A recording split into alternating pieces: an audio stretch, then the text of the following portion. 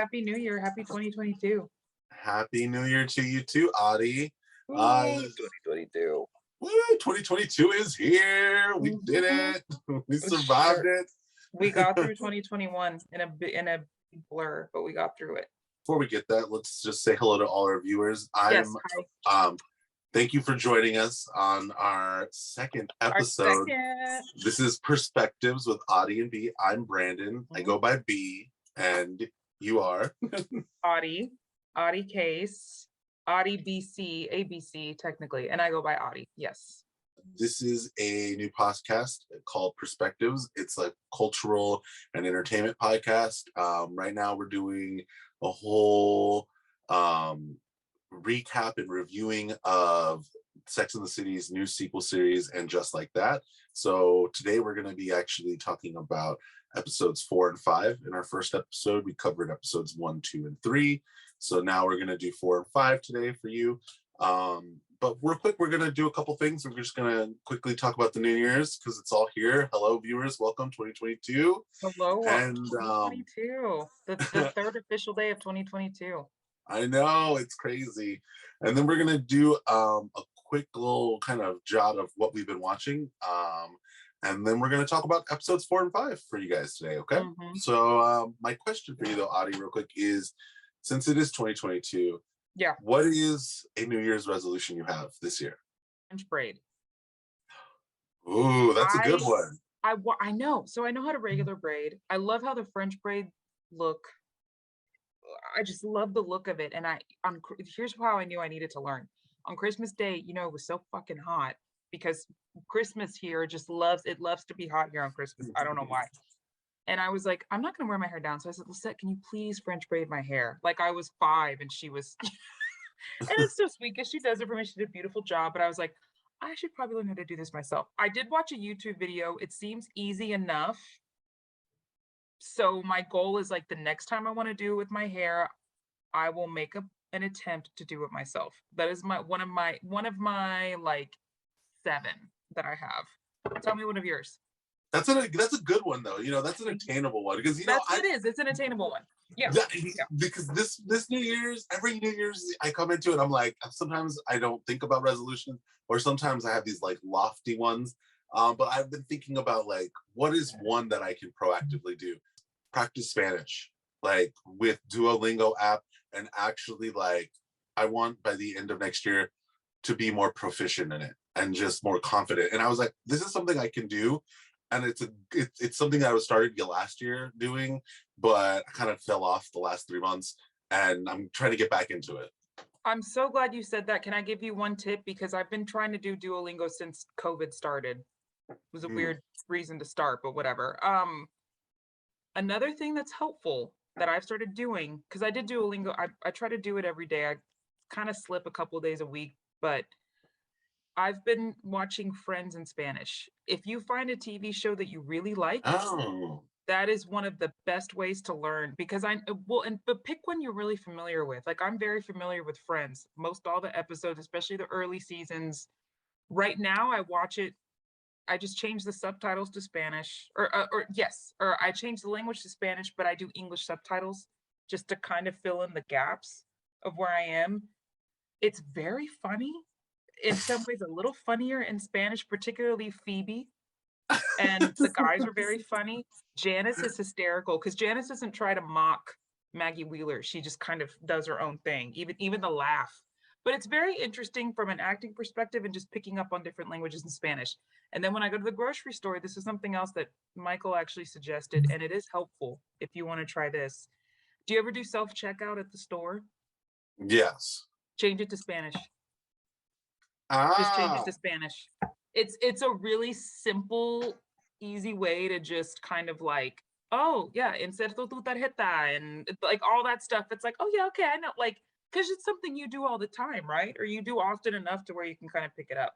So that's just a thought. Because Duolingo, while yes, it is very helpful, it's very like school, formal, that type of thing. But I have learned a lot just by doing it. But that's just an extra step when you feel comfortable to just dive into those things. I love it. No, I am rolling through my head what show What do I show? want to Yeah. watch in Spanish? And a comedy's always good because it's like it's 20, Yeah. 25 minutes. Like hey, maybe do Sex in the City and I don't know. I think I'm good on that one, but the good self way to checkout. start. Yeah. Self checkout has made a big difference. If I go to the library, anytime I try to do any kind of self checkout, I just change it in Spanish. I even had one, and there's always like one point where I need help from a clerk on some stupid thing, and she was like, "Do you want it in Spanish?" I was like, "Yes, just leave it." It's like she kind of was like, "Oh, okay." But how was your New Year's? My New Year's was good. It seems like you had a pretty great New Year's, and I hope everybody out there, 2022. I will share this one thing though about New Year's, and I think that maybe this is something I've been wanting to share. I think maybe it'll be helpful. But 2021, I think one of the things that happened with that year was we all had too much expectation. Oh, And God. this year, Absolutely. I have definitely I know it's only been 3 days, but the mindset is already shifted, just being like, I'm not expecting anything this year. Not like I'm not going to work towards things. I just don't want to assume what I think this next year is going to be versus just experiencing it again. Because I think the shock of 2020 and then 2021 with everything about vaccines, we thought we were going to be in a different world. And it's kind of like what happened in 2016 for some people that were really shocked about the election then. I think the more we anticipate thinking it's just going to go this way, I think the universe or life loves to throw us those curveballs. And not that 2021 was bad, but Betty White died at the end of 2021, and may she rest in peace. But I think it was a signal fire of anything. It's just like this year was not what we thought it was. It was. It's just like it wasn't going to give you what you thought it was. The best thing is that we are all still alive, trying to get our way through, and that's kind of why I feel like even Betty White, it's just like, it's such a shame because she's about to be 100 years old. I know, and I noticed a lot of people saying that, but all I could think was, what a career. I know. That's all I could think, honestly. Yeah. And you know what? She was probably maybe not ready to go, but like, can you think of a better way? Like the legacy she left behind. And we watched her documentary on Netflix, which is really interesting. It's the last day that for some reason they're taking it off on January 11th, where I was like, y'all leave it on at least till the end of the month. But it's an interesting documentary. She had such an amazing TV career with Mary Tyler Moore and Hot in Cleveland, which I always thought was really funny. And then of course the Golden Girls, which I didn't realize how young it was when it came out. It came out in 85. So I was like, oh, I was really little when that came out. But I know a lot of people were like, oh, but I just thought, God, if you can make it to 99, you're doing a lot better than a lot of other people. And she was still like coherent. Yeah. She was still memorizing lines and doing cameos. Like, I mean, she hosted SNL at 90 years old. Yeah, what a way to go. What a career. So yeah, I know, yes, it was sad, but I also think I kind of like to look at the legacy she's leaving behind and like, what a beautiful legacy that is. I mean, on the last day of the year, she was like, I'm done. I don't want to do 2020, 2022. I know. Well, let's get into the next segment. What have you been watching? Okay, I just finished the morning show season 2. Started out a little slow for me. In the middle, I was like, man, I don't know if I can do this. And then boom, it went there and I went right with it. And I stayed up yesterday and I was like, I would save the last episode, but I can't. Because you know what I did? And a spoiler here for nobody who's seen the morning show season 2, I would pause, fast forward, what have you. You've seen it, Brandon, so you know. I spoiled Steve Carell's death 5 minutes before it happened.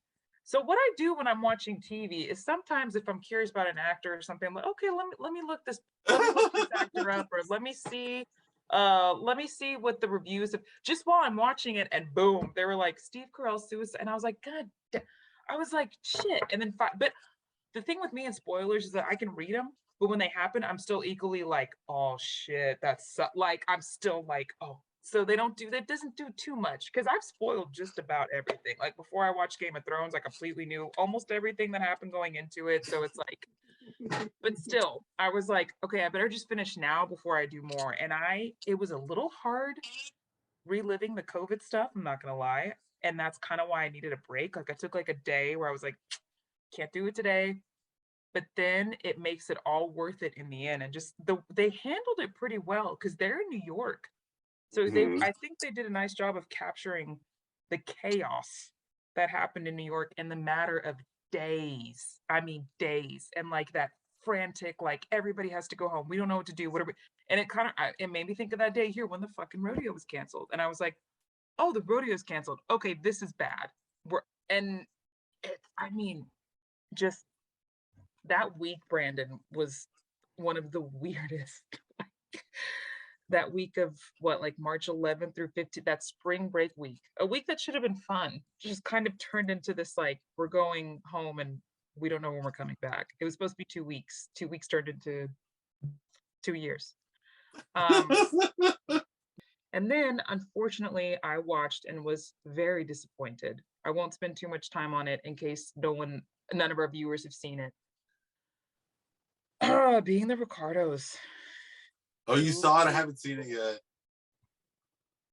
A little underwhelming. I gave it probably a little low. Maybe I'll change it to 2 stars, but I gotta tell you, I gave it a 1.5 on Letterboxd. Gave it a 1.5. I was very disappointed. I was very underwhelmed. It felt like a made-for-TV movie. They do this mockumentary thing that doesn't work. Nicole Kidman does well, but all I could think of was like, man, Kate Blanchett would have been really good because it was supposed to be her originally.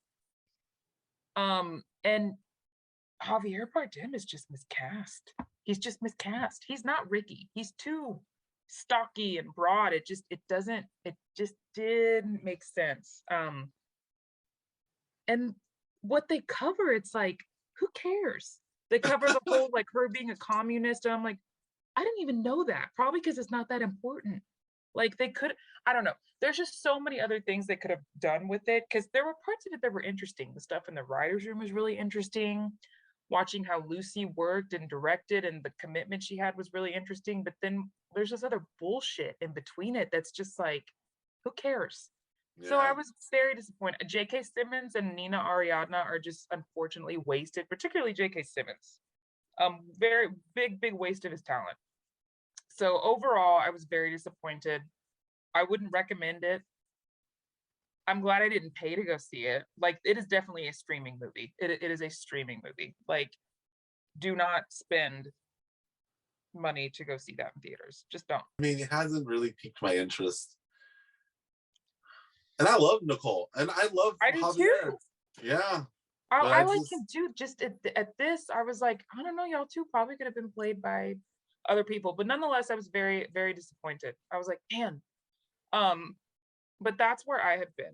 Those are the 2 things. Those are the main 2 things on my radar. The Morning Show season 2, highly recommend. Loved it. I love my girl Jennifer Aniston. She's just like, she's killing it. She's killing it. She's killing it. And then Being the Ricardos, not so much. But it just definitely makes me. It's harder to justify seeing stuff in theaters now, which I hate to say, but I'm like, man, had I seen Being the Ricardos in theaters, I would have been so pissed. I would have been like, I just wasted like an hour and a half, almost 2 hours of my life. And so now we have that option between streaming and seeing in theaters, which I know pisses a lot of directors off, but I don't think it's going anywhere either. So no, I mean, not every film works in a cinema. No. Doesn't mean it should be seen. I think if they can do previews or stuff like that, that's great.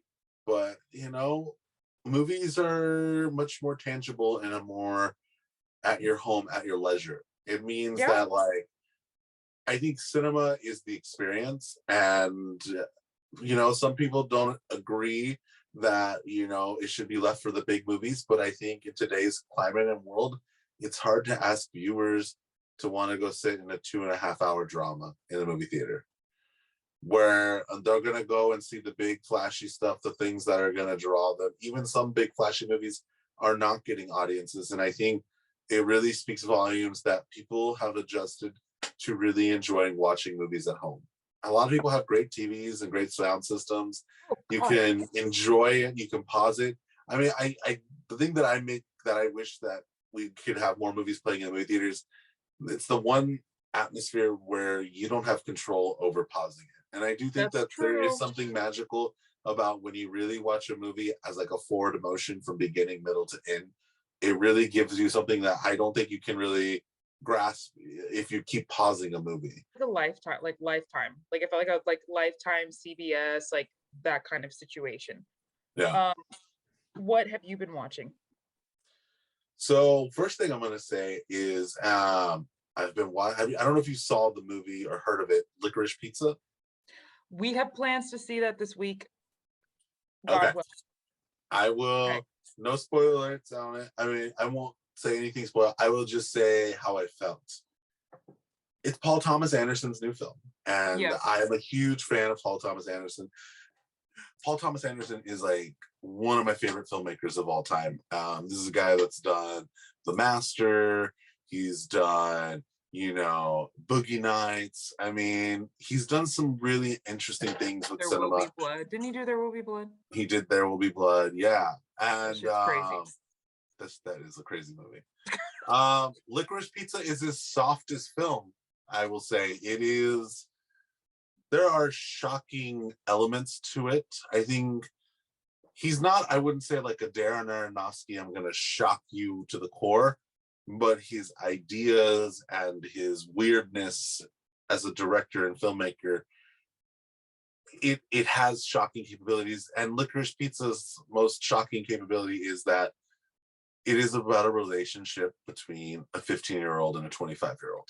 Okay, see, I read that and I saw one person be like, "Are we going to talk about it?" But then no one ever did. So I was like, "Okay, maybe it's not a thing." It's and it's the I don't guy wanna who's younger, right? yeah, he's younger, and that's Philip Seymour Hoffman's son. That's why he looks so familiar. Yeah. Okay, and And she's then the girl. She's in Haim.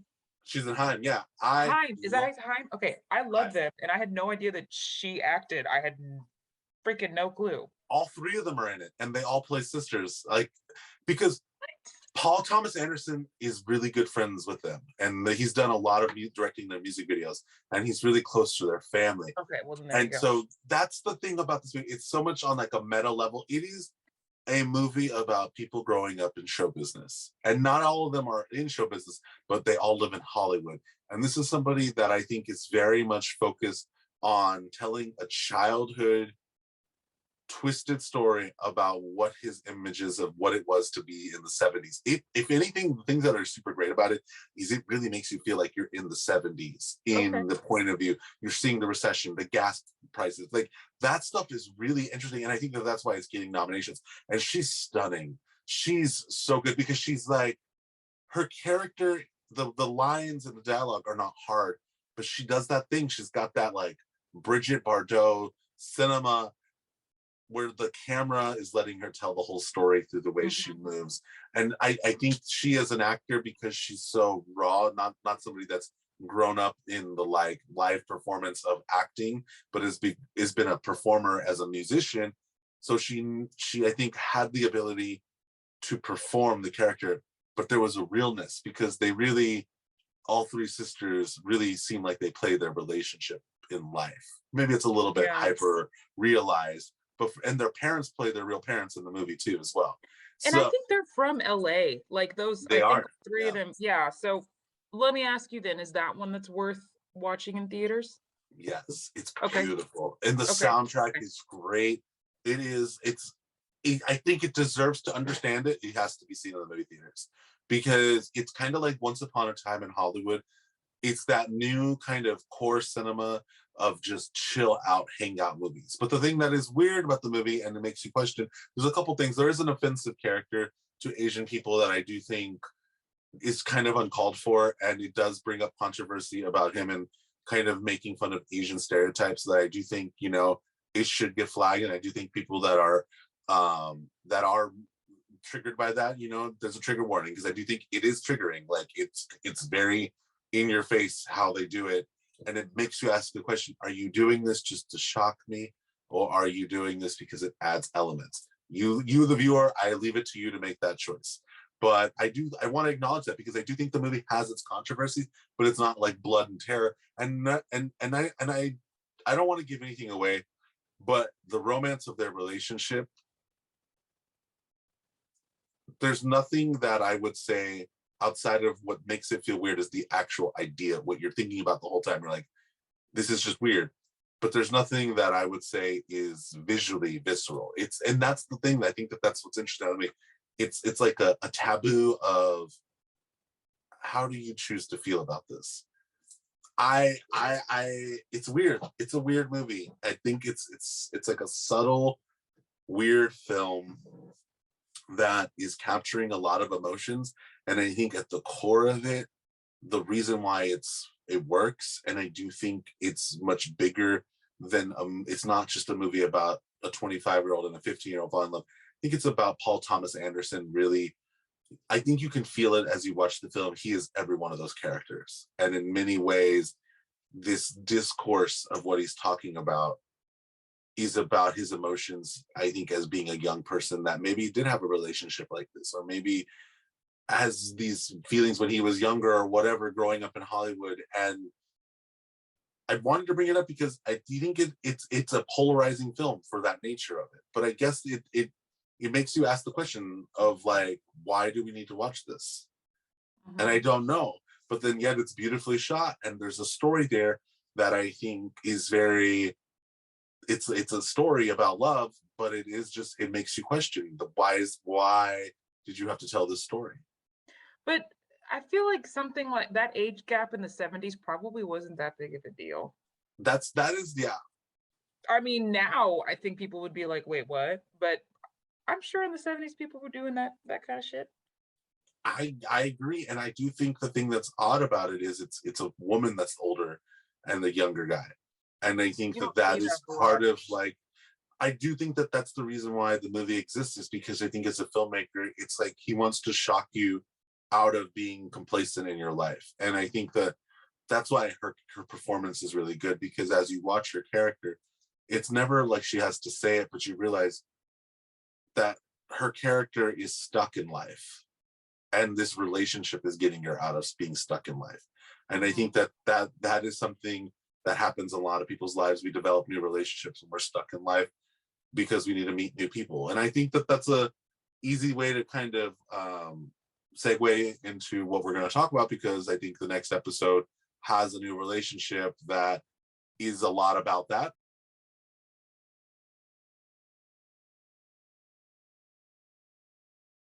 Okay, I guess at this point, let's just do a real quick general spoiler alert for everybody. We're going to discuss episode 4 first, and then we're going to discuss episode 5. So this is a conversation that we're not gonna all the spoilers. Yeah, everything, we put it all out there. We love Sex and the City, and this show is a real interesting nugget, and talk about we don't want to hold back. Huh? When you said sequel series earlier, I was like, oh yeah, because it definitely feels like a sequel. It's its own thing. Let's be real. Like, it really is its own thing. And I want to get into it because I watched the 5th episode again, but we're going to talk about episode 4, but I watched it before we started taping, and it made me really think about it. I was like, I think it is a disservice to actually try to connect the shows together. I do think that there's a through line. Yeah. I do. And I think in the greater scheme as fans, we can subjectively choose if we love it or not. But I do think it is its own thing. And I think that if I let myself watch it as its own thing, like, these are 50-year-old women, and instead of them glamorizing their lives as 50-year-old women being, not that I don't think the original series didn't glamorize their lives, but it showed struggles in a different way. But their lives were not about being sick. Their lives were not about hip replacements. Their lives were not about alcoholism. Their lives were not about trans children. I mean, I know that these are all topical things. And at some point I was like, I may be frustrated sometimes as a viewer because I'm like, this is so topical. But at the same time, I think as an artist, I'm like, but let's try to imagine why they're doing a completely new show. Because I think for whatever the reason is, they believe that these characters are different women. And that is why the show seems so different. It's not Sex and the City. No. There's been 2 sex scenes in this entire show. The first being the kids fucking in episode 2, and then this one, episode 5, had a sex scene that we'll talk about next. But Well, and it doesn't have the same edge, and it's funny. We'll refer quite a bit to Nash, I'm sure, as we get into these episodes and talk about it. She's gonna be on the show soon. Yeah, when I was watching the last one, I think when I was watching episode 4, I was like, it's just not a funny show. And Sex and the City was funny. Like it was legitimately funny. So I think you're right.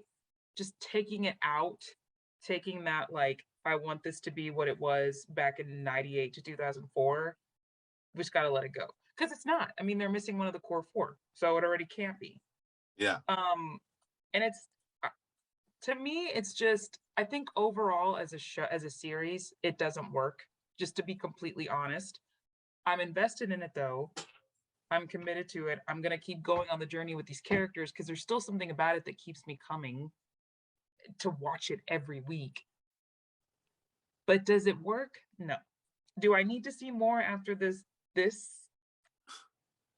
I don't know. I'm going to say no right now, but we'll see. We'll see what that season finale is. Because, it's going to, this show is all about the season finale. This one is going to be all about the season. There's no, like, there are no valleys and peaks. We were just going up one big, large mountain. The only valley and peak was when Big died. And now we are climbing up the mountain. And I don't think any of us are really not acting like we don't know what's happening. Like, it's very apparent in episode 4 that... So Here we go. I mean, it's very apparent, in my opinion, that Miranda's breakthroughs in her life are, I mean, it's amplified in episode 5, but it's like they keep sowing the seeds. Is she an alcoholic? What is the reason why? And it's just like I'm like, this is the storyline you want. Like, it's not even about anything else that you guys have decided. This character, all she is dealing with right now is that she is somewhat not happy with her life. And episode 5 is a big telltale about it, which we'll talk about next. But it's like in episode 4, you start to see this character. She's also kind of sidelined in that episode in some ways. Like she's not the main focus of it. No, but what I did like in episode, there's 2 things I wrote down in particular about this episode regarding Miranda that I liked. And I noticed there's 2, you see her in 2 dinner scenes. Okay. You see her in the first one with the girls and she's drinking her wine and she wants another glass. And Charlotte's like, no, we don't need to get a bottle. Kind of rolled my eyes a little bit. So I was like, these are the same women who were drinking Cosmos and not giving 2 fucks about it. Who cares? But then you see her with her professor, who also is on the morning show. I love her. Yes, I love her too. And I really like her character and I want to see more of her. But I love the scene between the 2 of them where they had dinner and Miranda talks about motherhood and what's worth it and the law. Like, to me, that's Miranda. That's the Miranda I miss. I was like, there she is, the smart, sharp, intellectual, like really good when it all comes down to it, like a really good friend. Like, you can confide in Miranda about things and a good listener. And I love rewatching it today. I really loved that scene. But you don't get this, and even in that scene, they're like, let's get another drink. And it's not a thing. So it feels a little inconsistent. I'm like, okay, so this is a thing with her friends, but to everyone else, she seems perfectly normal. So that was just an observation. But I love... By the way, the actress that plays the professor, Dr. Nia Wallace, is Karen Pittman. We love her. She's great. She's great on the morning show. She's great and just like that. And I want to see more of her. But I really, rewatching it this time, I really liked that scene with the 2 of them. I also think that whoever the stylist that's doing her style for hair, makeup, and her costuming, it's probably some of the best costuming of that entire show. Miranda? Karen. Yeah. Oh, she looks, her and Nicole Ari Parker, fabulous. Yes. Miranda too looks pretty sharp in most of that, like that orange jumpsuit with the silver statement piece, and like she has another maroon jumpsuit that we see in episode 3. Like Miranda, she looks very tailored, but like in a different way, not tailored in the I'm a lawyer going to work every day. Tailored, but still a little more color, more print than we used to see her on in the original series, which I love. And whereas, you know, Carrie, the first thing I wrote down in my notes is I always leave the house in a big tulle skirt and a striped tee. I was like, what the fuck are you wearing to go get coffee? Who That has I agree. I was like, this. I I was didn't like, what is understand it. this? And I'm like, I look, didn't woman, understand it. the reason why you are getting so many comments about how old you look is because they're costuming you like a fucking idiot. And all she would really need to do to help is just trim her hair. Just trim it. You don't have to cut it. Just a little shaping. Cause right now it's like horse-like almost. And then with the way they dress her, it's just very confusing. And I feel like they're kind of trying to do like this newer, like, you know how Carrie was very always risky with fashion, which was great back in the 90s. And I'm like, you can still be that way, but now it just looks borderline silly. It looks like I can't really figure out what they're trying to say with her clothes. I think that they're and trying to say. I do think they think the reason why is that they're making her a hot mess, because then at I the guess end of the so. 5th episode, when she gets her heels on, she's all of a sudden dolled up and she's back to looking like Carrie from the original series in that long Sequence like dress, which is very pretty. Yeah, very that last pretty, shot and that we see her in. she does her signature foot into the shoe hump kind of look, and her hair's pulled back and they've definitely dyed it. I mean, I think visually they're trying to not make her messiness be about her dialogue, but make her messiness be about the way she just looks on the exterior. That's a good point. And then also the hats. I find the hats very confusing. And look, I'll probably just out of habit do a comparison of, I know it's a different show, but I can't help but reference, Yeah, especially of when it comes to course. costuming. Remember in the original series, the flowers were her thing. You know, she always wore a flower like here, like now it's the hats. But now they just look, I'm like, what is the purpose of that hat? It looks like, are you going out to tea? It's not keeping the sun out. Like it's just a weird kind of random statement piece that I don't know. It just looks like they just kind of throw it on at the last minute. It doesn't look like it's well thought out with the rest of the ensemble. So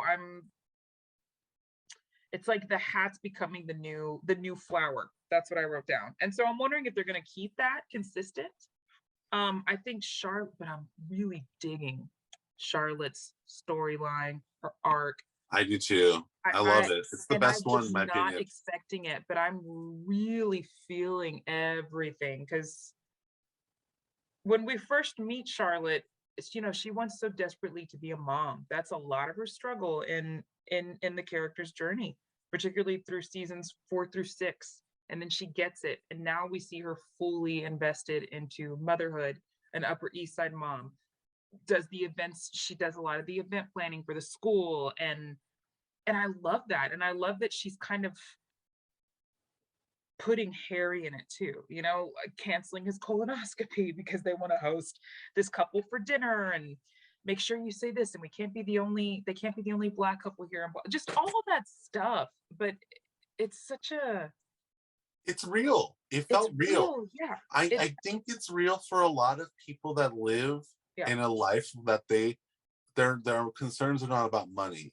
Their concerns are about status, and not in a flagrant, oh, I'm better than you, because I think that's the thing about Charlotte that is endearing, and I think Kristen Davis should get an Emmy nomination, because I think she's the only one that actually feels really like still her character. And even though her character's changed, she has found a way to make us believe that her niceness is not fake.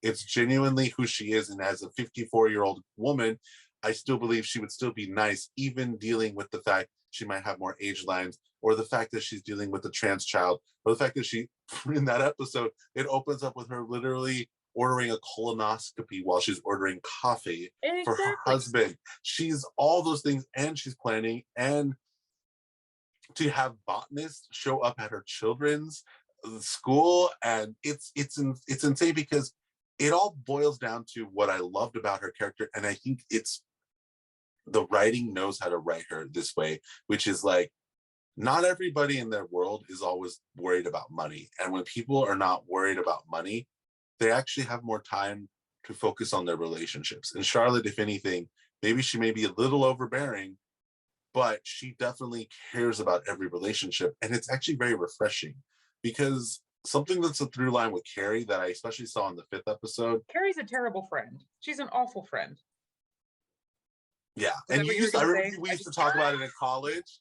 And but she the reason why so many people like I'm Carrie is because the thing about Carrie is she needs people. She can't be alone. She needs people in her life. And her entire character revolves around the fact that though she acts like she's independent, she literally needs to she's lean not at on all. every person Oh in my order to God. survive. And believe me, I know in the next episode we're going to talk about the hip surgery. That's a different type of leaning. But even in that episode, there's a scene that I'll talk about in a second. But in the 4th episode, I loved. One of my favorite things. I love the 4th episode. I actually think it's a brilliant episode. I liked it too. Rewatching it today, I enjoyed it a lot more today. Because of Seema. I think Seema. I was a little. Fantastic. She's fantastic. I think that this character is fantastic because she's the first character that really knows how to call Carrie out. And I without love being it. mean. I wrote that down. Ooh, She I wrote needed that to down. call Carrie out, and I didn't notice it the first time I saw the episode, the scene at the bar. But when I rewatched it the second time, and you see her reactions, it was like magic for me as a filmmaker, because I love those things when you don't see them the first time, but then the second time you can see that the actor was really showing. You just weren't ready as the viewer to see what the actor was giving you, and it's not because, but knew how to listen to the key word to then be like, you're talking about my insensitivity, but what about yours? Because you're being insensitive even in this moment, even though I understand this picture frame and everything you're going through is important. Your insensitivity to the fact that it's just a picture frame. At the end of the day, it's not that it's not important, but like you're more upset because you're just upset about it all, and you're being insensitive. And I think how she said, in that conversation at the bar, she could have called her out, but she didn't, because it wasn't about calling people out until you're faced with that same, like, I have to give you the same energy. And I think Seema, it's the one thing about Seema that I kind of feel is the closest to Samantha. Not in the sense that Samantha in like the quippy lines, but in the toughness. I do think that like Miranda and Charlotte are like her handmaids. Carrie's there for them too, but they support in her the same way. Oh my God. I mean, well, before we get into that, it's great that you're still putting yourself out there. That is fucking lethal. That is one of the worst things you can say to somebody who's, I just watching her say it, and like you, I really saw the reaction this time, and I just thought, and then she just looks down at her phone like this, like does her own business, and I'm just like, if you're gonna ask someone how many dating apps they're on, like, keep up with the conversation. Like, what kind of men? How many dates have you been on? Or what are you looking for? Something. You're just, good for you. I'm sorry you're still doing that. That's kind of what it came off as. And it's just, I was like, oh God, what a bitch. What a terrible thing to say. But Cena in that scene where she calls her out did it in a very calm, like, this is what you did. This is my experience with it. That, like, kind of like very subtle shutdown. You know what I mean? Like, and you see Carrie acknowledge it. And for once, because very rarely do you see her take responsibility, meaning you don't really, but you see her accept and take that responsibility, which I think is huge growth for the character.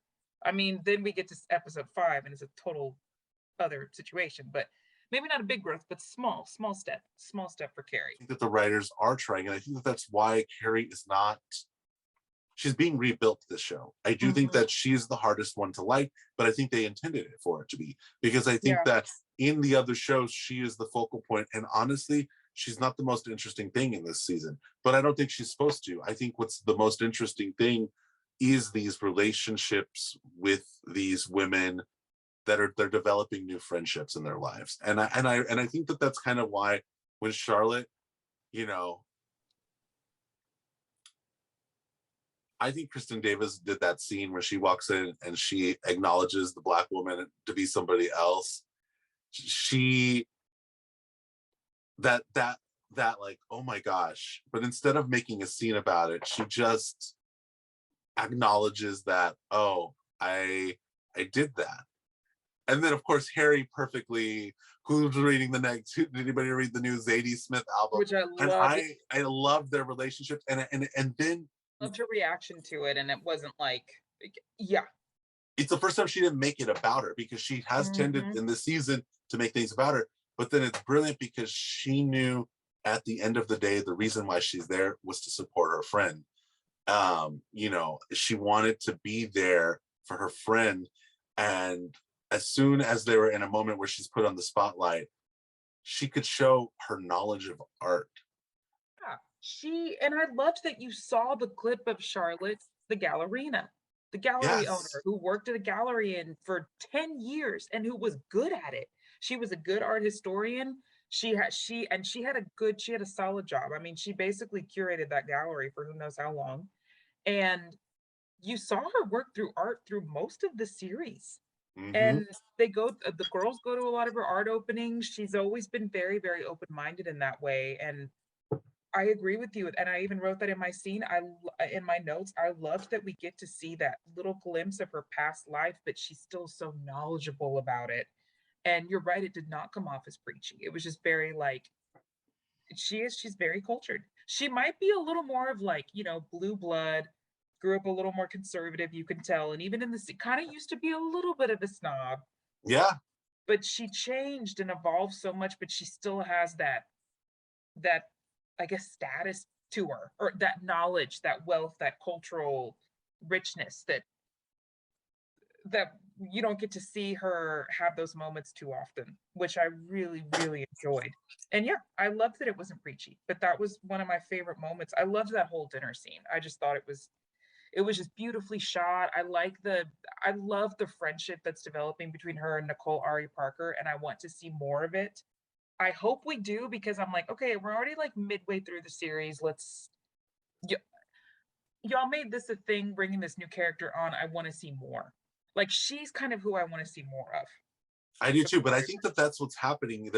These new characters are becoming the focal points more and more in their lives as they're developing these relationships. That I think that LTW is, I think, what she calls her, and she's like, I'm interested to know now. I want to know, because she seems like, not that she's just as Anthony says, the Black Charlotte, but she does have the parallels of having the really subjective mother-in-law that it feels like you can't do anything right. Oh yeah, And, she has Bunny, like Bunny. Yeah, she has her own Bunny, and has this guy Christopher Jackson who plays her husband, who's running for a politician. And it's like, it's nice because I think their storylines, the writing feels like they're making it at some point, these women are going to support these characters. And I feel like that's probably where the show's going, because as much as the characters started in the focal front, it seems like outside of it, like each one of them has their storyline. I think Carrie's, it seems like they're going to be going on, who's she going to start dating next? And I think that's kind of why it's a little hard to relate to Carrie. And this is kind of why I was like, but I don't think it's a bad thing. I think that's what made me think about why the show is separate from Sex and the City, is because as a 30-something-year-old, anybody could relate to Carrie, because maybe some people get married in their 20s and their 30s, but as you're a 30-something-year-old, you're still figuring out your jobs, you're still figuring out your relationships, you're figuring out money, you're figuring out your life. What am I going to do? And Carrie's an easy character to understand. And it's something I noticed in the movies when she was in her 40s trying to get married to Big. It just seemed it was a little off, but I was like, no, she's still Carrie. It is what it is. She's just in her 40s, still trying to figure out her love. But now that she's in her 50s, and don't get me wrong, I know she found the love of her life. And I think this is what Seema, the one thing that I really loved is that she said to her, she's like, the fact that you found your love of your life and that you had so many wonderful years with him, that's not something to give up. Like, you found that. I'm not going to give up in the hopes that it doesn't matter if I'm 60 and it takes that long till I find that person. I'm going to find that person because that's what I need in my life. And I think that's why Carrie's hard to relate to, because I don't know where do you go next with your life. And I think that's why she's a messy character. She lost the love of her life now, and she's a host on a podcast. And where does she go next? Is it dating? And I think it's a hard character for anybody to relate to unless you're in your 50s and maybe you've gone through that experience. Maybe you've lost the love of your life in your 50s, or maybe you're still single and you haven't found it, but you're still having to date and find somebody out there. You know, those things I think is at this point in my life, I'm lucky that I'm in a committed relationship. You're married. We both found partners. And I do think that that's kind of why it might be a little hard to interpret her character a little bit more, because I do think Charlotte's is the easiest to connect with because it's about parenting. Yeah. It's the stuff with Rose is so much about parenting. And Miranda's, whether you like it or not, we all have seen people struggle with substance and also feeling like, did I choose the right life? And and I think that those characters, but it's like with Carrie, it is a little hard to know, like, what's wrong? You've had everything in your life. Now you have to do something more with your life. And I think that that's a hard thing for people, especially when they're in the 50s. And I've known other people in my life that have been in their 50s that they get to that point and not even lose a lover, but they retire and they're just like, what do I do next? I did all of this and now what do I do? And I think that that's what's hard to relate to a story. Well, and also this dawned on me today thinking about the character of Carrie Bradshaw. Even in Big's death, she's still not secure in their relationship because she goes and hunts Natasha, which is the saddest, pretty low and completely unnecessary. I mean, obviously it was a great episode. We talked about that last time, but it's just so interesting. I'm like, man, even after he's gone, she still wasn't secure in it. Mind you, her name being on the divorce settlement, I'd be pretty concerned too, but just having the audacity to go and seek her out and find her and Natasha had every right to be like, what the fuck are you doing? And what is your problem? You know, and it just shows that she still is kind of that flighty, one thing that Michael Patrick King said about Big, and I don't want to get too much into him but he was always just out of her reach. And he was always just a little bit. And then even after he's gone, she's questioning everything, going through his pockets, going through his old jackets, and it just goes to show she's just still that insecure, hopeless romantic. I don't know how much I'm looking forward to seeing her date again. Maybe I'll end up really liking it. I don't know. But I imagine that we'll see that in this week's episode. But of course, most likely. We should. I think episode 4, in short, was a pretty solid episode, more solid than the first 2, particularly with the introduction and more screen time of these new characters. And another fun fact, just because, I like finding these little things. The scene where in episode 4, where she's getting bitched at by her boss. Love her. Ali Stoker. I wanted to bring her up too. She won a Tony for the latest revival of Oklahoma. She can sing. I mean, if anyone has an opportunity to look up her singing I Can't Say No, do it. It is totally totally worth it. Anyway, that made me really happy to see her in it. The podcast, me too. the podcast, blah, whatever. I don't really care too much about it.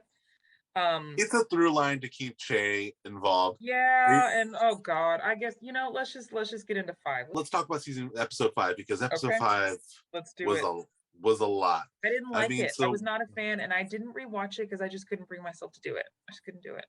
See, I'm glad I rewatched it because I think the shock therapy of it, once it wore off and you see it, there's some funny stuff in there. I think going on 80.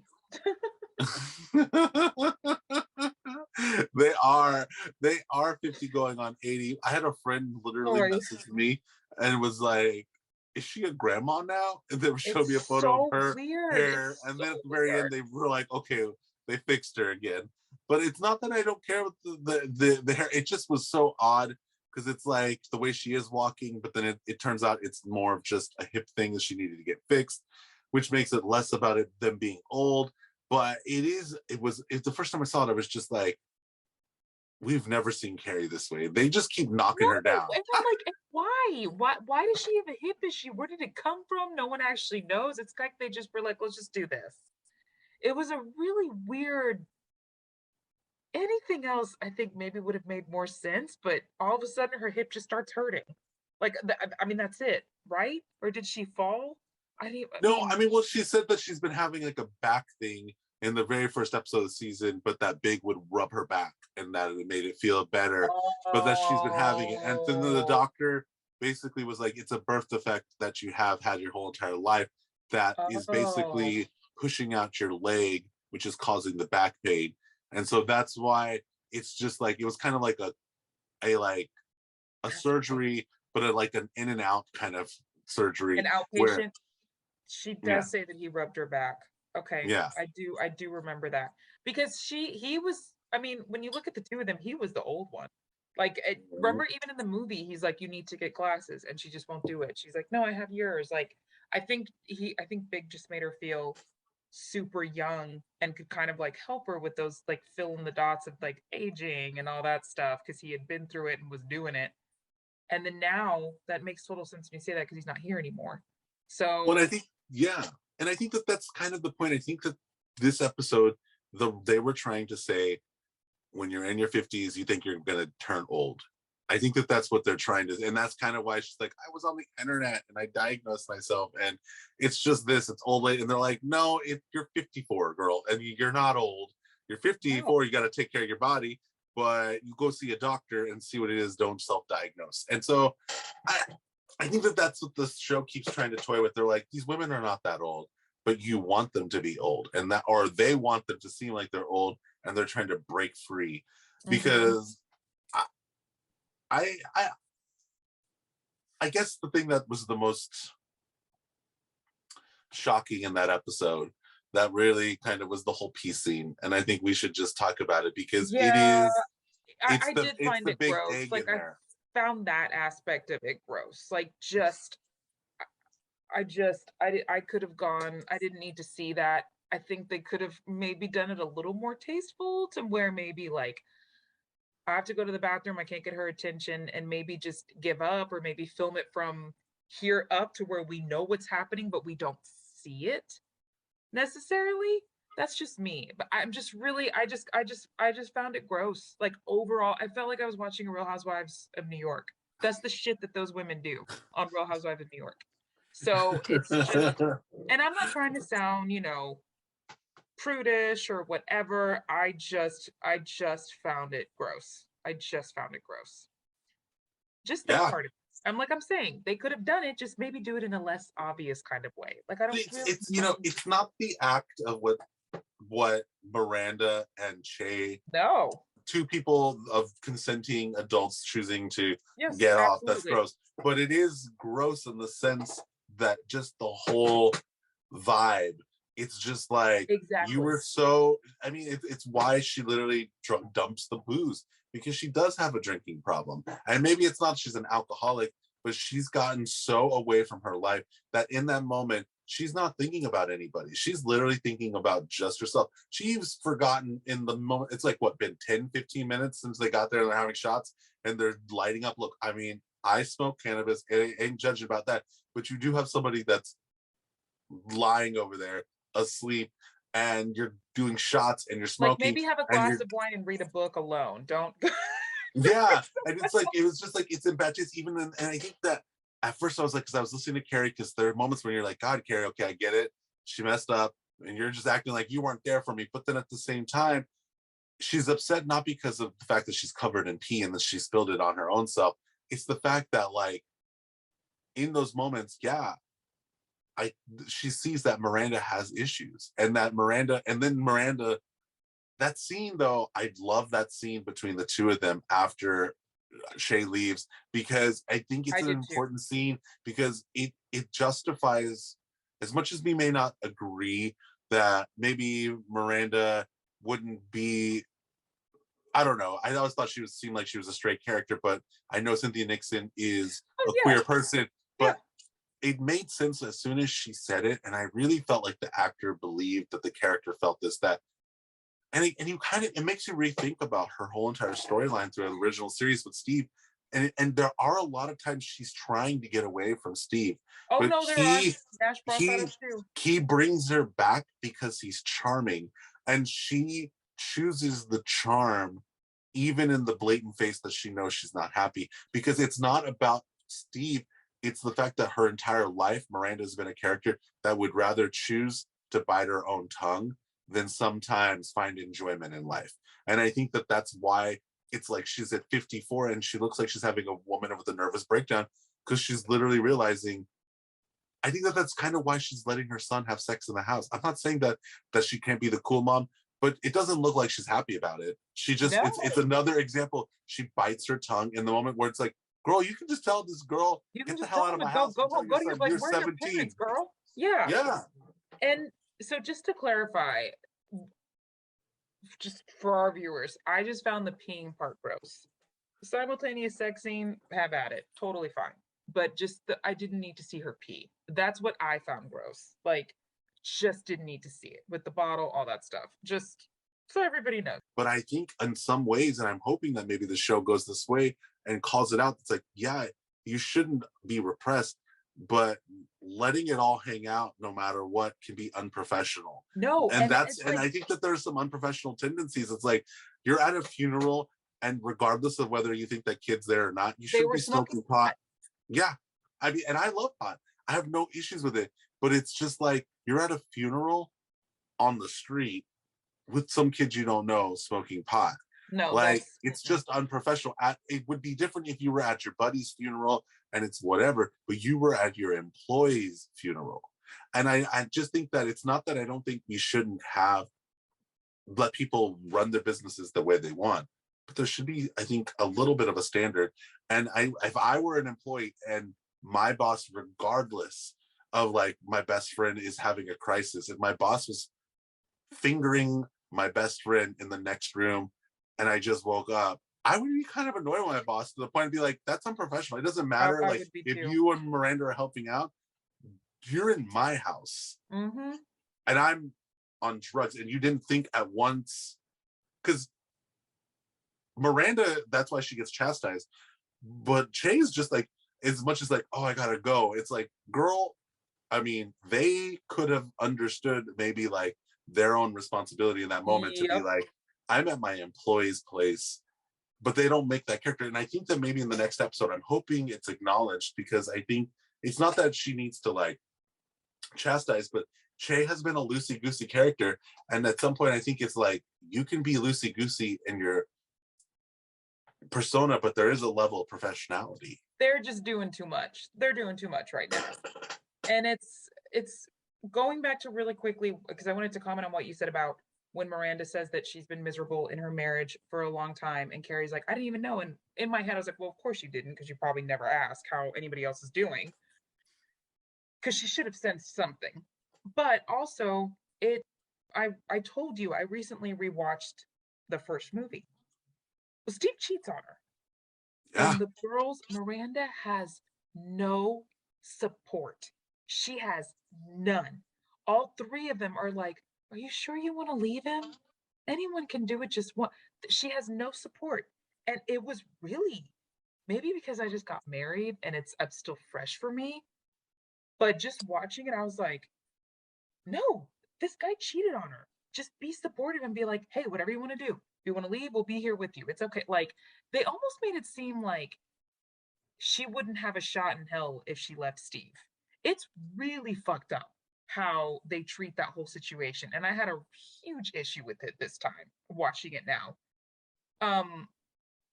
So when she said that to Carrie, that's the first thing I thought of. And you're right, Steve is charming, but he kind of makes her feel guilty for something he did.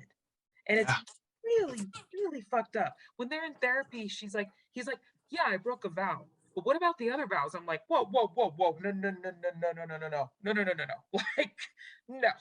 I mean, yes, it takes two people, blah, blah, blah. I'm sure there's a whole other thing. But just the lack of support that she had from her own friends Yeah. was very, very rough to watch. And it made me really feel for her. So you saying that is very interesting, like her saying what that line made you think about, because I had the same thought too. So now it kind of does make sense. I'm like, okay, she's not happy with him. And No, and it doesn't mean, but I think that that's also why the conversation with Naya, with Dr. Naya, and the episode 4 makes it even more meaningful because she stayed around for Brady. And if regardless of whether there are enough women and enough people that have stayed around in relationships for a child, and she makes it acknowledge that it's not that I don't think she didn't have some fun with Steve. Believe me, in those early seasons, some of the sex scenes between the two of them are hot. Steve was a hot guy in the younger seasons. Oh God, absolutely. But like at the end of the day, she loves her child and she enjoys motherhood. And that's the one thing that I do think, even still to this day, it's the thing that makes me say it's the truest thing about her character. Even though her character has evolved in some new character, she's always been a mother, because in those first seasons when she finally gets pregnant, you think she's going to have an abortion, but she's inherently like this mother gene in Miranda. Whether she's not like maybe the typical mother like how Charlotte is, she still has the mother gene in her. And that's why she chooses to continue having Brady and raise him in her entire life, because she is a mother. And that's why she tells her, she's like, it's not always great. I don't enjoy finding condoms on my kitchen floor or underwear on my kitchen floor. But at the same time, she can't imagine herself not being a mother, but she wants more in her life. She wants now to be more, and I don't think that that's wrong. And I enjoy that about her character. And I think Cynthia Nixon, I enjoyed her performance. I really did. I think she played being a person that's messy and alcoholic and coming out of the pandemic, and really, even when I came out of the pandemic, I had a lot of eye-opening moments. Like, I don't like the life I live. Not that I live a bad life, or not that I'm not with the people that I want to be with. I'm just realizing this pandemic made me realize that life is too short, and I want to live the life I want to live. I don't want to sacrifice what makes me happy because I'm afraid to be happy. Yep. And I think Miranda, wisely. And I feel that with Miranda's character, and I felt it in this episode too. And I think and after seeing this, I was like, Che and Miranda are not gonna like fall in love. They're not. But Che is a catalyst for Miranda to find herself. And I don't even think Miranda's looking for love right now. I think Miranda's looking just to take back her independence. Like, I really think that it's pretty certain that the next few episodes are going to probably deal with her and Steve's relationship and those issues, and potentially, is she going to move out, or what's going to happen between the two of them? Is she leaving Steve? I think that that's where a lot of that's going to probably head for her next, and her relationship with Che will probably be something explored. But I don't think it's about love between the two of them. No. Let's talk about the big pronoun episode in the 5th episode about Rock. Yeah. I love it. I think it makes sense. And you know what? They finally gave Harry something to do in an episode. And I felt like I saw his character, because I didn't see a dad that's not gonna accept his child, but I saw a father that's like, especially in that scene when he's walking out of the parent-teacher conference and being like, the most humbling experience is having somebody tell you about their child. And I just felt like Harry and Charlotte are the two of my favorite things this season, because they just feel like real parents. And there are a lot of parents that I know that are dealing with the fact that kids today are turning more gender neutral, gender queer, and exploring, and not that they're turning in a sense that they are being embraced by the media. No, they're discovering themselves, because we live in a culture that is allowing more freedom for children early on to not feel like they have to be kept in a box. And so I thought that this episode, the whole stuff with Rose, their daughter, taking initiative to change their name and begin the journey of trying to embrace their parents in the fact that their child may be trans or maybe genderqueer. At this point, the child in the show is 12, so we don't know how far it goes, but it seems pretty evident that Rock is a trans character. And I think that Charlotte and Harry's characters are doing the best that they can in those situations, because every time it happens, the thing, and my mother used to tell me this all the time. She said, look, the one thing I ask for you is don't keep secrets. Like, Yeah. if you're gonna do something, just tell me. I'm not, whether you care what I think or not, doesn't matter. I would just rather know than somebody else tell me. Because for some people, it makes them feel really embarrassed. Yes. And I do think that, like, for children, I understand that Rock felt like, I want to tell all my friends and I want to, like, just have my teachers. And in a way, the kid kind of did it in a way to make their parents have to deal with it versus confronting their parents head on and just being like, this is who I am. And I hope that maybe it's not that I shouldn't say that the kids shouldn't do what they have to do, but I do think it's interesting because the parents feel really embarrassed. And I think it can be embarrassing for parents because in that moment, it's not about them wanting to hold back Rock. It's more about, I just wish we had the relationship where you could have told me so I could have been your parent. But you see them kind of mourning the loss of Rose, but also accepting Rock, because they're inevitably, that's the journey that they're taking and that's the road that it's going to lead to. But I really did like seeing them kind of have that revelation and being like, still dealing with it and still dealing with the shock of it, because I think that is very real. I'm glad that they didn't make it all cookie cutter, like it's totally fine, everything's okay. Like, no, you need to see both sides of the struggle. And I'm glad they're showing Rock's journey and also their parents' journeys too. There's a sense of progress there that I love, that feels adequate to, like, trying to express to other parents. You may experience this with your kid, and the best thing to do is not lose your temper. Just try to understand. Since we're still on episode 5, they've got to let the Samantha shit go. I don't want to hear about her. I don't want to see her texting. None of it. Just let it go. Because no matter what they do, and I will stand by this, it is SJP trying to make nice and trying to make herself look nice. Just let it go. If you're not friends with the woman anymore, don't be friends with her anymore. Like, I don't like it. I think it's an insult to Kim Cattrall. I think it's an insult to the character. Just from the second they've mentioned her, like, bitch, Samantha was doing just fine financially before your book. Like, your career was not her breadwinner. She worked with Carrie as a favor. So, and I like the text between, like, hey, I mentioned you taking out my diaphragm. Like, what? Who cares? If genuinely, like, if you're not friends with this person anymore, just don't. I don't want to hear about it. I don't think it makes any sense. And it just looks like, it looks very, I guess, I don't know if self-righteous is the right term, but yeah, it just looks like it's just not working for you. No, I don't like it at all. I'm okay with it. It's not my favorite thing, but I'm okay with it. I get that what she's trying to do. I do think it's not about Kim Cattrall. I do think it's about the character of Samantha, because every time they do text back, it feels like something maybe Samantha would say every once in a while. I do think, like, she's like, "Oh, I'm very glad your vagina is getting airtime." Like, I was like, that is a Samantha thing to say. And I was like, that's true. And to me, it was like them just being like, Samantha isn't Kim Cattrall. Samantha is our character, and that's what they're doing. And I it is what it is. I do think I agree with you though. I feel like in some ways I'm just kind of like, you don't have to. We get it, talk about her. You wanted her to do it. She didn't want to. Let it go. I do think we should talk about it because it happens in episode 4, and I forgot we didn't discuss. But Sanford's gone. Sanford, his exit deserved better. It deserved better.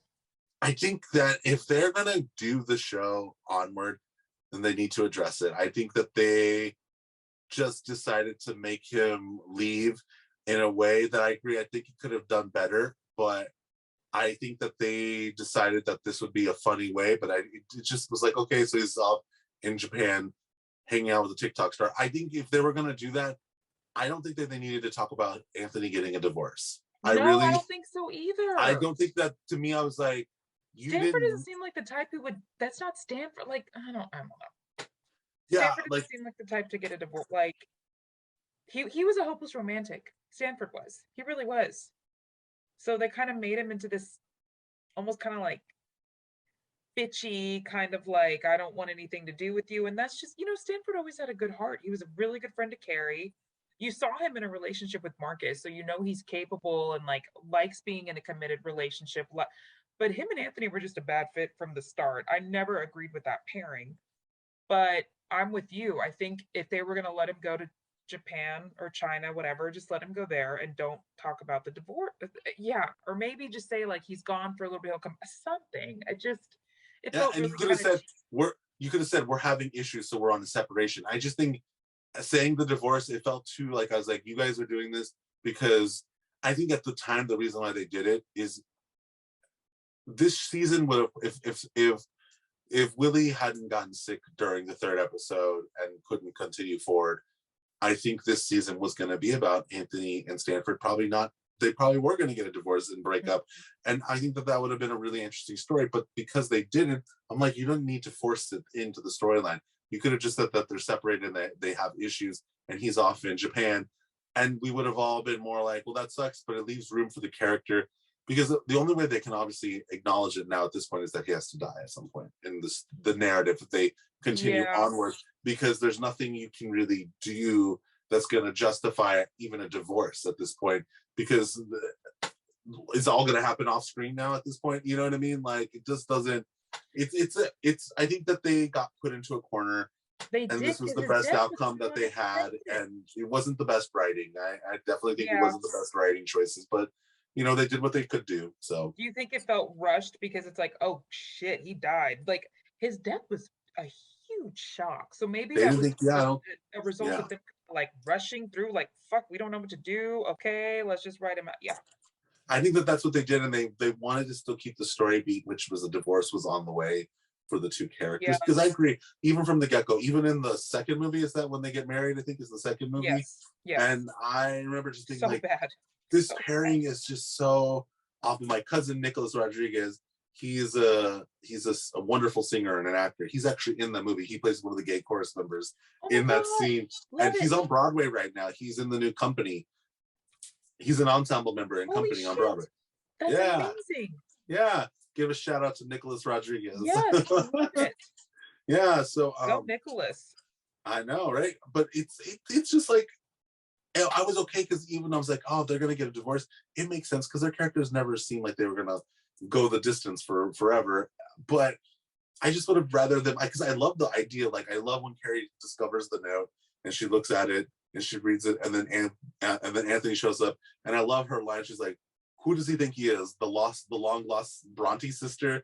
The way he like wrote this like over to my, I loved it. I was like, this is all funny.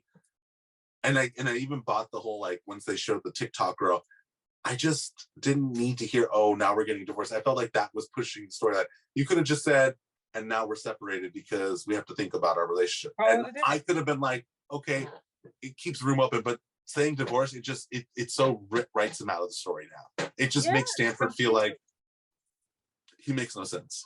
Oh, and also I do kind of, I mean, even though it's terrible, I do kind of love that Carrie smoked a couple of times. I loved it too. I was like, that's Carrie. It was just like, because that's what she always went back to when it was just a little too stressful for her. She was like, let me light up real quick. Let me just get this out. And it just, I don't know. I love when Anthony opens the I love when Anthony opens the door. He's like, "You're smoking again?" Yeah, she's like, you know what? It's been a rough couple of. It's just the one vice she can never quite break. She gets really close, and then either moving to France, being around a friend who smokes, gets her right back to it. She's like, "Okay, great, yeah, just kidding." Okay. And I'm not gonna lie, that scene that's one of the things I really like her relationship with Seema. Seema gets to be her cigarette buddy, and I just love that shot when she lights up in the car and she's driving. I loved it too, and I've been that girl. Riding in a cab in New York City, and you ask nicely, can I just smoke a cigarette? And they're like, sure. And you just head out the window at night, crossing the bridge back to Queens. Oh, it's but I love Sheena's response of like, she's like, do you smoke? She's like, I mean, not where people can see me, because that's me. She's like, not where people can see me, but you know. One quick question. It's about the 5th episode. It's just a quick fun question.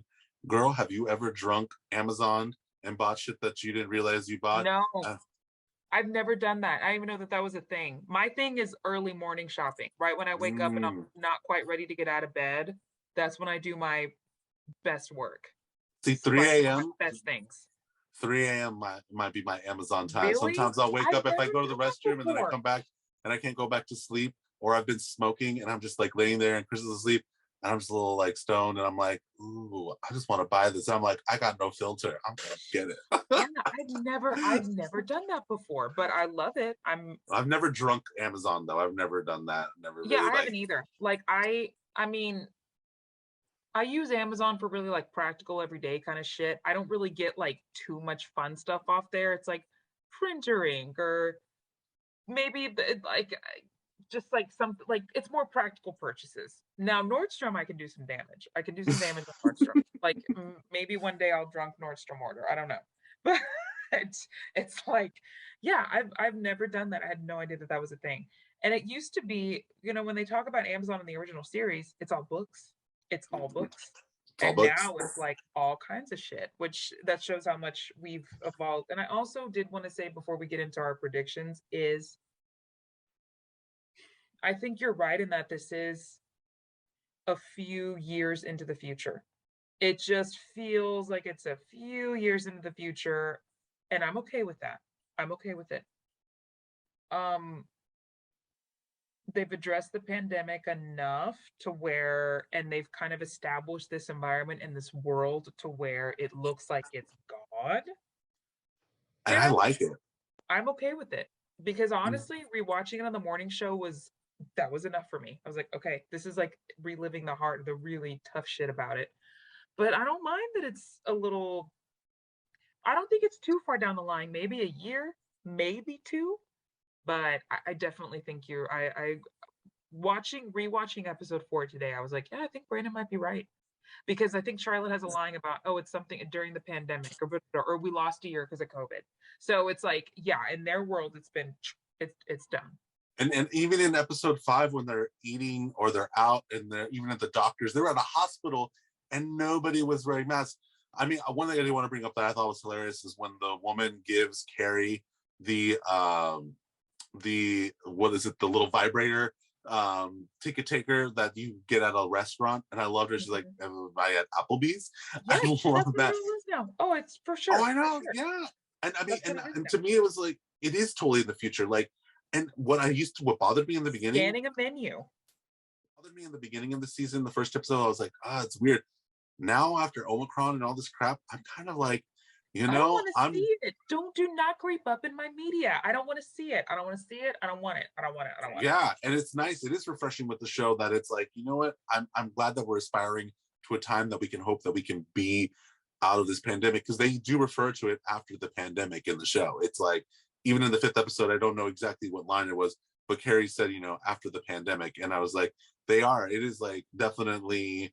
It's not 2021. It's now like potentially could be 2022, 2023 for all we know. I feel like it's 2023. I'm just gonna Yeah, go out there and say it. I think it's 2023. that's So my prediction. let's talk about. So obviously the last shot of Carrie is Carrie in more of a positive light. She looks better. She looks good. She has on these sky high heels, this lovely sequin dress with some slits. Her hair looks normal. It's a good shot of Carrie. Um, I feel like she's gonna go on a date, and I'm thinking it's gonna be the guy. I don't know what his role is in the podcast, but it's something. He's that nice looking guy with the gray hair. He It's doesn't like the say too much. producer. Yes, that something's gonna happen there. I think you're right in that Miranda's gonna explore. I think we're gonna see her either leave Steve, and then maybe the pregnancy, if there is one, might bring them kind of not back together, but kind of forced to be like, okay, I can completely leave this, but let's figure out how to, I guess, co-parent and what that means, or how do we deal with this if they even go with that. Part of me thinks that the girl might break up with Brady for some reason, or just do something really awful to him. I just something about the two of them isn't quite gelling. um and then I hope we see more of Charlotte and Nicole Ari Parker. And then something has to bring back this circle of Miranda's professor shit. I keep forgetting her name, and the IVF storyline, or her not being able to have a baby. Something's Yeah. gonna full circle with that. I think what's gonna happen Maybe by they'll the end. give. Maybe. Sorry, I didn't mean to cut you off. I just got the idea. Sorry. Maybe Brady's girlfriend will get pregnant and give it up for adoption to her. Let's just say that. That's going way out there. I don't know. Maybe. Maybe. I mean, you never know. I mean, I think that the show is setting up these side characters to become, I think, the focal point. And I think at some point, the side characters are going to be supported by the main three, and it's going to be less about the main three's lives, and it's going to be about helping Dr. Nia Wallace with the baby and helping, LTW with getting her mother-in-law to like her more. I don't know where they're going to go, but I think it does seem like episode 5, though, I will say, because now it ends with a 3-month jump, because at the very end, it's 3 months later. So That's next true. episode is going to be a time jump. That's the thing that I've noticed in this season of the show. That is probably why it's hard for people to grasp. They are time jumping a lot. Like, it's like few weeks have passed. I love It's a good not time jump, though. I where- love it.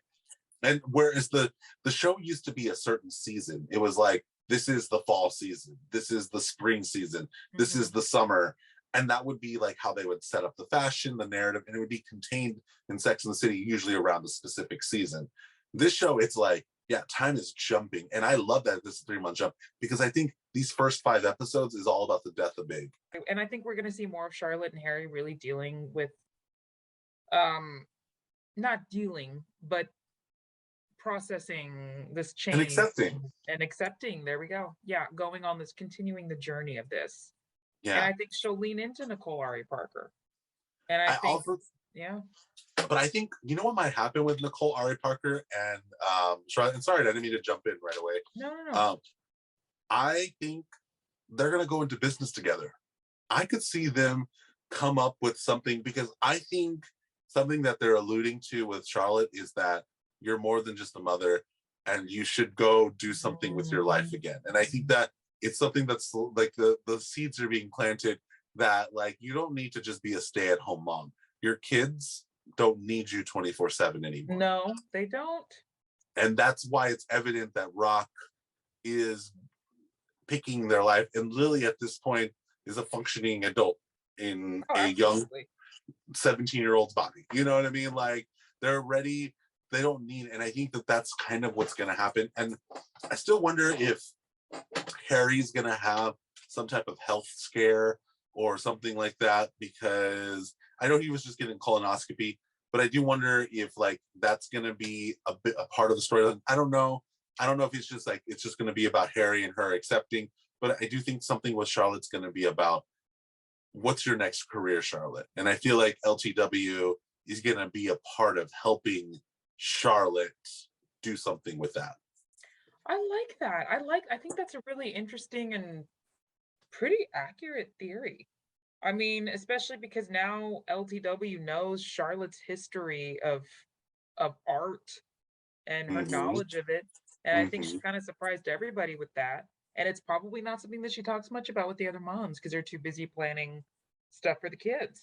Yeah. So I love that theory. I love it a lot. And then I think Carrie is either going to find that she wants to date somebody, or he's going to be by themselves. And yeah, I think at some point Carrie's probably going to write another book. I think that's what's going to happen, or something. Oh yeah, she should, because I feel like she's a writer. She's not a good. The podcast thing just isn't really quite. It's not really quite Carrie. She's a writer. Totally. I think that she's going to leave the podcast at some point. I honestly think I do think that the Che thing is going to become discussed. I really do feel like, not that Che's going to lose their job, but I do think Carrie's going to, have to bring up the fact, like, I know it's funny, but like, you are my boss. And there is a sense of like boundaries, if you will, that I just think any boss you shouldn't be hooking up with your employee's friend in their apartment. So that's just like, absolutely not. Especially while they're asleep in the bedroom. You know, and the podcast is such different material than what Carrie writes.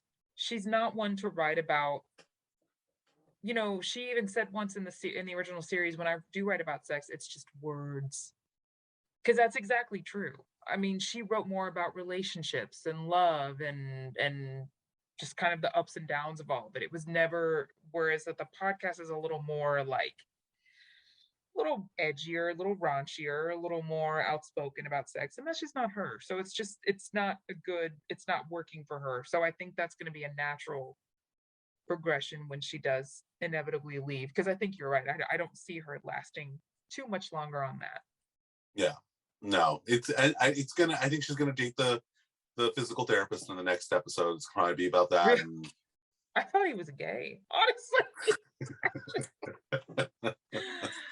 But maybe she'll just sleep with him. Maybe she'll just sleep with him, and then maybe she'll date the producer. They're gonna do something with that man. No, they are, because they've been alluding to him like you were a smiley guy in the background. Is Aiden gonna come back? Because I hope not. But there's so many rumors, Brandon, that he was supposed to come, but that might have just been a fake out. I hope to God he doesn't. We don't need that. We don't need that. You don't think they need that? No, if it's gonna be a new series on its own, entirely independent of the show, then we don't need to bring back. Yeah. You know who's gonna come back? Burger. He's gonna come back with a post-it. God, that would actually be kind of funny, to be honest. But don't you see what I'm saying? Like, do we need all that? If it's really independent and a new chapter, we don't need to bring back all the other people. That's not, I mean, whatever, that maybe they will. But we also already saw him in the second movie and it didn't go well. So why dredge that up again? Well, he's got kids. He's got kids now. And he has a wife. I don't think that I think if they're gonna bring him back, it's not about them getting back together. I think it's a friendship. That they always, the thing about Aiden and her is they always run into each other in the most random ass places, especially that second movie. You're like, he's in Morocco and she's in Morocco. Like, this is ridiculous. And then they have the would they or won't they. I think that she still loved him to some degree. There's an attraction, but he's not big. But I wonder, I also don't believe that he would be happily married to one woman. I don't feel like Aiden, as much as he acts like he wants to just have the wife and the kids, I feel like Aiden, that's the masculine image that he wants to project out into the world. But he wanted to almost hook up with Carrie in Abu Dhabi. That's true. And I think it alludes to the fact that his character always loved Carrie, and the reason why he moved on and tried to find the perfect life is because he wanted to marry Carrie, and it didn't mean like he wanted to have kids. He just wanted to be with Carrie. He loved Carrie, and she broke his heart when she walked away from him. And then they even get back together, and she still breaks his heart. You know what I mean? Like, I feel like there's something there with the story, whether it's a friendship that needs to be connected with, or maybe I don't know if she needs to end up with him at the end of it. I don't know what she's gonna do. I'm intrigued because at the end of the day, that's what I think these last 5 episodes are going to be about: is who is Carrie needing to be with somebody, or does Carrie want to be by herself? Yeah, I think that that's kind of why sometimes her character, this show, has seemed a little hard, because I feel like they're pushing us to say Carrie needs to be alone right now in life. Carrie needs to like figure her own shit out and doesn't really need to lean on the friends or anybody. Like, I feel like that's kind of why I keep saying I would not be surprised if Carrie leaves New York City at the end of the show. Yeah, and I think that's a very interesting theory, and I think I could see that happening. I feel like I'd be okay with that happening. Yeah. Just to kind of separate and leave all of it. I mean, she couldn't even stay in her and Big's apartment anymore. And I think it's going to come a point where she can't even stay in her own apartment. I think so too. Years now, because she's it's just so much stuff. She's no longer Miss New York. I think this is a lot. We'll end here with this last prediction because it'll probably piss you off. What? She goes to live with Samantha in London. Hey, at this point, I would not be surprised if they did that. I would not be surprised at all. I would not be surprised at all. I could see her doing that too. Yeah, I I could see her really doing could. that too. Yeah. Well, we'll have to see. So the newest episode for our listeners drops on Thursday on HBO Max. If you subscribe to HBO Max, check it out. There's also a lot of some extra, like, I know, I mean, I don't know about you, but well, no, there haven't really been like any inside the episodes, but I'm always the first one to look for like the previews for the next one just to kind of stay ahead of things.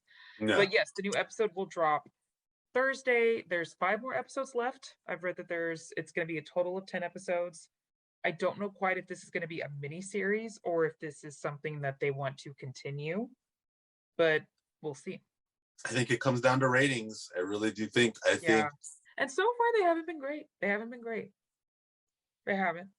Which maybe we can get into that like on the last episode, just kind of because we haven't really talked about reviews and what people have said, but I've seen more bad reviews than good, which is fine, no big deal. You can still have a show that people love and it's reviewed horribly, but it is a little fun to read. I'm not gonna lie, just to have a comparison.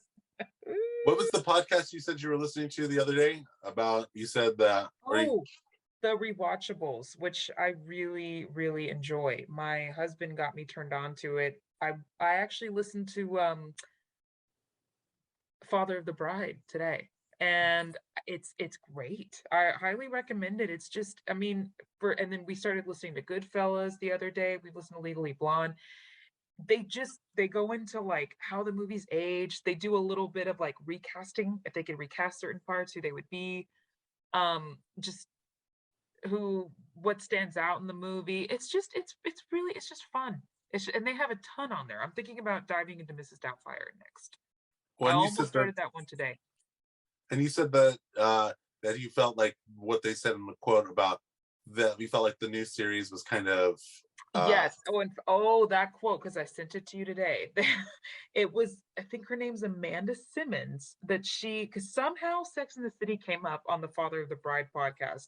And for the life of me, I cannot remember how. But they were just like, yes, the new Sex and the City is betraying the sanctity of the original series. And she's not wrong. I completely agree with that. I do. I completely agree. Like, it's interesting. I've wanted to go back and rewatch the original series, but I can't bring myself to do it now. I think it's going to make me too I think it'll just make me sad. Well, we need to finish. I feel like we can do. I agree. I can't go back and see it until after I finish this series. I have to see what this whole thing is, and then because the thing is that once you see this whole series, the whole new show is gonna have a completely different vibe and idea to it. And now. I don't know if I want that. I'm like, no, please, because I mean, I loved the show. I loved it. So yeah, I don't know how that came up, but somehow it did. But I do highly recommend that podcast. Yeah, I'm very curious as to where this goes next. But as much as I bitch about it, it keeps me coming back every week. So it's doing something. I'm hate watching. You know what it is? It's not the story that keeps me coming back. It's not even the design. It's the characters. And I think it's because I care about the characters. Even after this is our second episode, we've gone into a very long discussion, but I love it because I think it's very valuable information for our listeners and viewers that want to kind of deep dive in why I think these characters are interesting and prolific, and they keep us coming back. They keep us coming back. So we'll keep coming back. We're going to have another episode in 2 weeks. We'll be reviewing episodes 6 and 7. 6 and 7. Okay, get ready. Alrighty. Bye. Okay. Love you. Love you, B. Happy New Year. Happy New Year. And Happy New Year, everybody. 2022. Yes, 2022 is going to be a good one. Well, we'll see. We're just going to go with it.